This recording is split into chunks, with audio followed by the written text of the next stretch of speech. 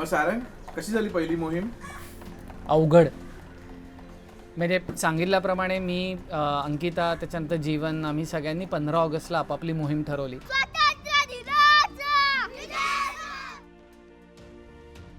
What are we doing? We are driving now for मोहीम. खरं तर प्रत्येक रस्त्याच्या प्रत्येक टोकावर थांबून साफसफाई करायची वाटते रे. हे बघ सगळीकडे कचरा आहे. नमस्कार, आता आपण आहोत बदलापूरमध्ये आणि बदलापूरमध्ये मला प्लास्टिकची झाडं दिसली. आता तुम्ही म्हणा प्लास्टिक झाडाला कुठे लागतं, पण नाही लागत. पण आपण ते झाडांना लावलेलं आहे आणि ह्या सगळ्यासाठी कुठे ना कुठेतरी आपणच जबाबदार आहोत. नमस्कार, मी जीवन कदम. आम्ही सर्व पनवेलहून आलेलो आहोत. आम्ही एक आयोजन केलेलं आहे, एक मोहिमेचं आयोजन. That's a good crowd. These are the people who got out of bed on a holiday to help clean up.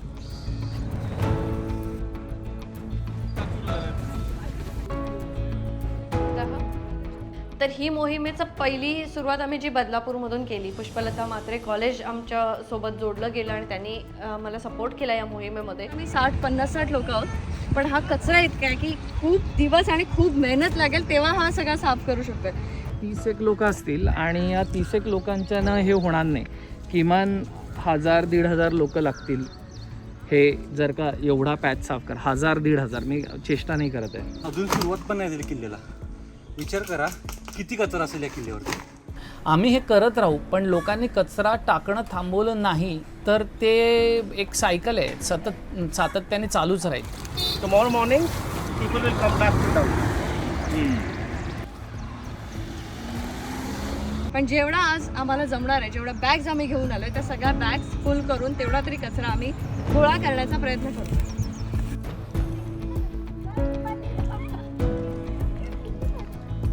ही आमची चौथी पिशवी, चौथं तिकं बोलू शकतो होतं. अजून एक गोष्ट आवर्जून नमूद करावीशी वाटेल ती म्हणजे की आपल्या गड किल्ले संवर्धन करणाऱ्या संस्थांना खरंच माझा मनाचा मुजरा हॅट्स ऑफ आहे. कारण की खूप कष्ट आहे त्याच्यामध्ये, प्रचंड कष्ट आहेत, प्रचंड पेशन्स आपल्याला ठेवावे लागतात आणि ते करण्यासाठी खरंच मनातून एक इच्छाशक्ती लागते ते काम करण्यासाठी. त्याच्यानंतर प्लास्टिक हे पूर्ण आतमध्ये गुंता झालेलं आहे, कारण नदीचं पाणी हे ह्या थरापर्यंत असतं जिथपर्यंत हे प्लास्टिक अडकलेलं आहे तेवढं. त्याच्यामुळे हे प्लास्टिक काढणं तेवढंसं सोपं नाही आहे. पण आपण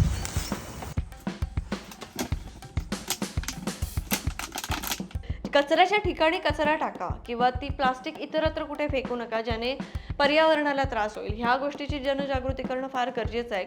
सगळ्यात मोठा प्रॉब्लेम ह्या देशातला फ्लेक्स असं मला वाटतं. आता म्हणजे हा फ्लेक्स नाही, जे लावतात ते त्याला म्हणूनच फ्लेक्स म्हणतात. नुसती आपली दाखवायची मी कसा भाऊ, मी कसा दादा हे वगैरे, तर ते पोस्टरचं पुढे होतं काय?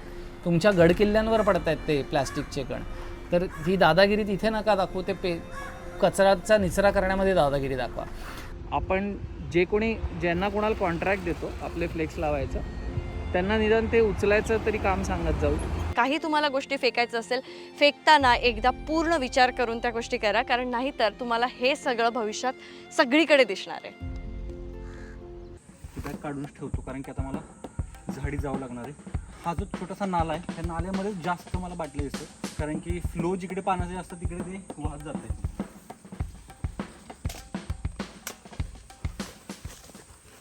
This kind of packaging, it's very risky to throw things out. What happens is small animals, they can get stuck inside. This doesn't biodegrade inside the body or anything, and if it gets into the oceans, it's even worse. की काय आहे की कचरा शेवटी आपल्यालाच उचलायचा आहे. लागतं. तर जे पण दुकानदार असतील, कोणाचा कुठलाही स्टॉल असू दे, जर त्याच्यातून कुठल्याही प्लास्टिकच्या वस्तू जर घेतल्या जात असतील तर त्या लोकांना आपण सांगणं गरजेचं आहे की बाबांनो, जर तुम्ही ही जर प्लास्टिकची वस्तू घेऊन जात असाल तर तो प्लास्टिकचा कचरा सोबत ठेवा एकतर, किंवा आमच्या इथं आणून ठेवा. मी सर्वांना विनंती करेन की ह्या अशा मोहिमांना नक्की साथ द्या, नक्की त्याच्यामध्ये सहभागी व्हा, कारण की ही आपली जबाबदारी आहे.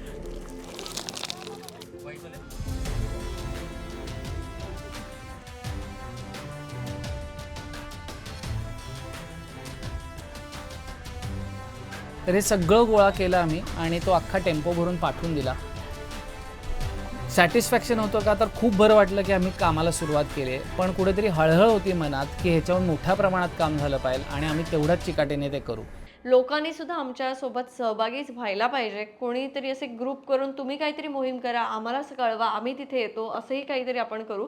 पण वर्षभर हे सगळं नक्कीच चालू राहील. प्रत्यक्ष नाही तर अप्रत्यक्षरित्या सहभाग नोंदवा ही माझी इच्छा आहे आणि तुम्ही सर्व सहभागी व्हाल ह्याच्याबद्दल मला नक्कीच खात्री आहे.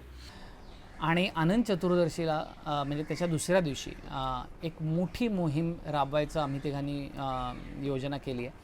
कुठे कुठे असेल, काय काय असेल ते तुम्हाला जर का माहिती हवी असेल तर आम्हाला तिघांनाही आमच्या पेजेसना फॉलो करा आणि #मोहीम नक्की फॉलो करा. त्याच्यावर तुम्हाला खूप जास्त माहिती मिळेल.